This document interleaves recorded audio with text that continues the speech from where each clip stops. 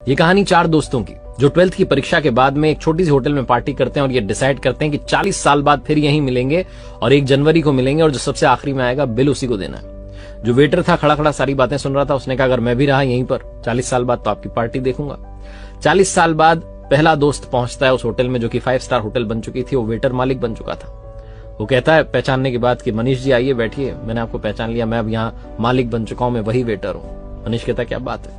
दूसरा दोस्त आता है संतोष। मनीष की बातचीत चलती है कि बिजनेस जो है ग्रो कर गया है, सब कुछ अच्छा चल रहा है, दोनों अपनी अपनी बातें शेयर करते हैं। तीसरा भी आ जाता है, लेकिन चौथा प्रवीण नहीं आता है। वो जो सेठ है वो आकर के कहता है कि आप भोजन शुरू कीजिए, ऑर्डर कीजिए मेन्यू में से, प्रवीण सर ने कहा है आप मंगवा लीजिए, वो आ ही रहे हैं। डिनर शुरू कर देते हैं, डिनर कर भी लेते हैं। बिल देने की बारी आती है तो इन्हें लगता है चलो हम ही पे कर देते हैं। वो सेठ जो था भूला वो आकर के कहता है कि आपका पेमेंट हो चुका है, प्रवीण सर ने कर दिया।